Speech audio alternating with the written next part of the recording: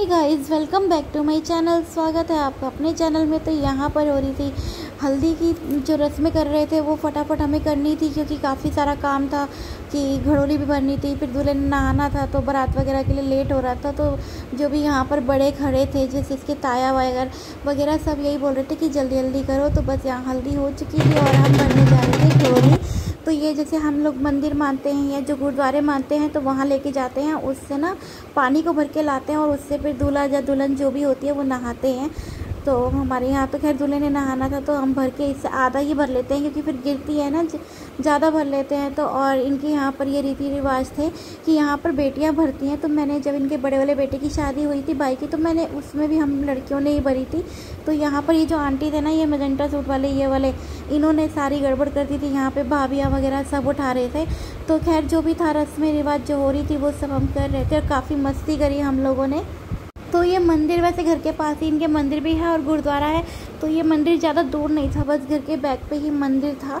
तो हम लोग वहाँ पहुँच गए थे फटाफट से, और हम लोगों ने जैसे कि घड़ोली भरी। और जाते जिस रास्ते से हैं तो आते दूसरे रास्ते से हैं, तो दोनों रास्ता था।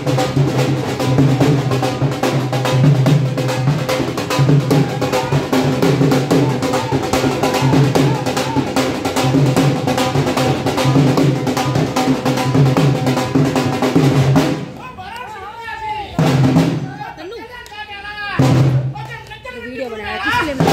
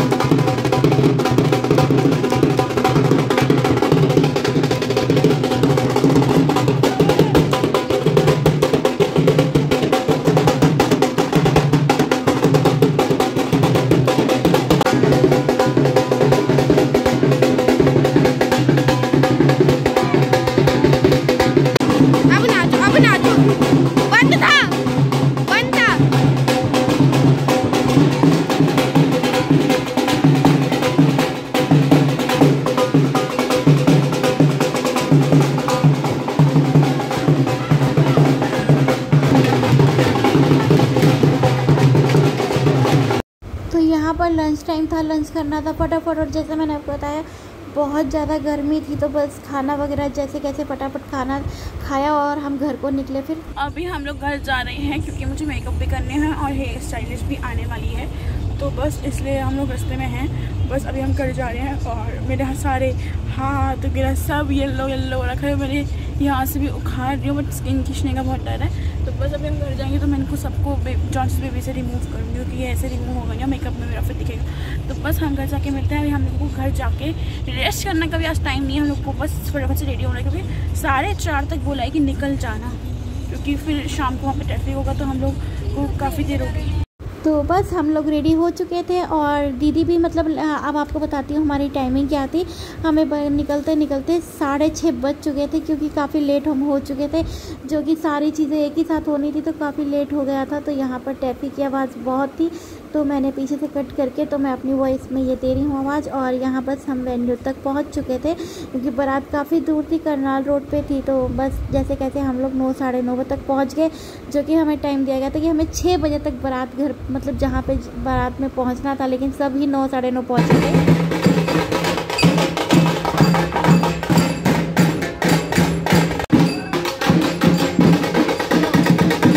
और यहाँ पर ढोल नहीं थे, ये जो पता नहीं क्या ये बजा रहे थे ना, तो ये बहुत ज़ोर की आवाज़ लग रही थी, कानों में चुभ रही थी। और वो जब वो बजाते थे ना, जैसे हम कीर्तन में जाते हैं तो वो जो बजाते हैं, उसे क्या कहते हैं, जिनमें धागे बंधे हुए होते हैं। तो मैं हंसने लगी, मैंने कहा वाह, कीर्तन जैसा सिस्टम है सारा। तो बहुत ज़्यादा तेज़ शोर में वो था। ढोल का अलग ही मज़ा होता है, लेकिन भाई ने कहा कुछ अलग हटके होना चाहिए, तभी उसने यही रख दिया था। टम टम टम टम जब बज रहा था, तो मैं तो उसे साइड होके खड़ी है, देख तो गर्मी ऊपर से ये आवाज़ ना तो यहाँ पर ये रस्में वगैरह हो रही थी और भाई पहले ही पहुँच चुका था। जैसे ये होते हैं हार वगैरह पहनाते हैं, तो वही सब यहाँ पे चल रहा था। और जिन्होंने ड्रिंक्स वगैरह करनी थी तो वो अपना कर रहे थे। और ये महाराज जी हमारे जो दूल्हे राजा हैं ये तो गाड़ी में ही खड़े थे, एसी की कूलिंग इन्हें मस्त आ रही थी। और जो हमारी बैंड बजी हुई थी गर्मी से आँखों से निकल के, मतलब माथे से निकल के पसीना आँखों में जा रहा था, बहुत ही ज़्यादा बुरा हाल था। तो दीदी जैसे बारात में ये बच्चे सब खड़े थे तो सारे ही गर्मी से परेशान थे। और छोटे छोटे बच्चे तो वैसे और ज़्यादा वो हो रहे थे। तो बस थोड़ा सा ही रास्ता था जो हमें बारात के लिए वो करना था।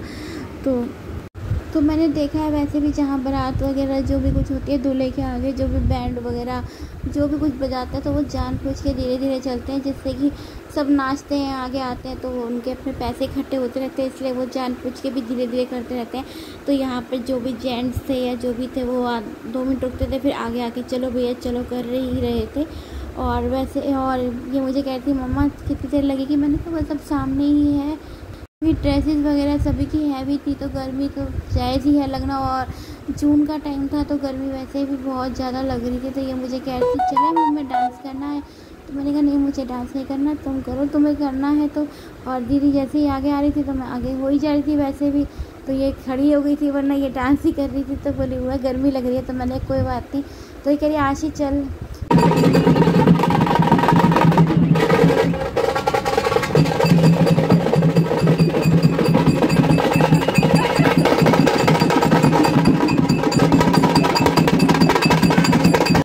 तो मुझे पता ही नहीं चला दोनों कब चले गई अंदर। और कह रही भूख लग रही है हमें, तो हम लोग तो जा रहे हैं अंदर। मैंने कहा अच्छा तुम जाओ। तो ये भाभी कहती चलो दीदी, उसका ना बेटा तंग कर रहा था। तो मैंने कहा हमारे यहाँ की अंकल थे, ये लड़की लोग इस साइड के थे, तो ये 50-50 के नोट इनको बांट रहे थे। तो यहीं पर इकट्ठे हो गए थे सारे। तो यहाँ पर था वेन्यू और वो बोलने लगी, पलक बोली चलो बुआ गोलगप्पे खाते हैं या कुछ भी है चिकन। नहीं कुछ नहीं खाना, अंदर जो भी कुछ है आ जाएगा, चलो अंदर चलते हैं। तो फिर मैंने इससे बोला मुझे तुम टिश्यू ला दो, टिश्यू पेपर चाहिए था मुझे, तो मैंने ये लेकर आई। फिर उसके बाद हम लोग अंदर ही चले गए थे।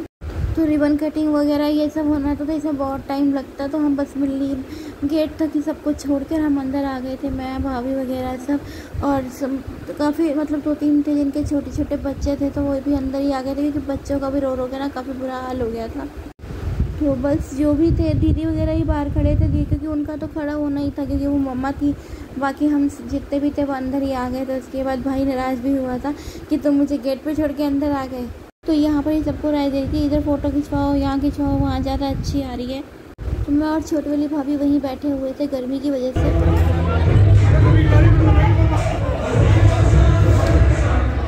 तो भाई अंदर आ चुका था और ये कम से कम हमारे आने के 1 घंटा तो लग चुका था।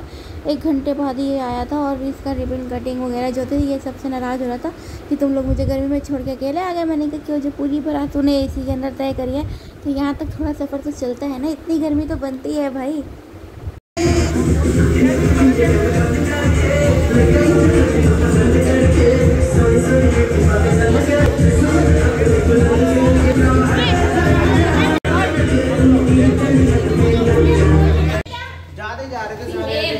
फिर ले गए होंगे हन्नी की प्रिया, हन्नी की प्रिया।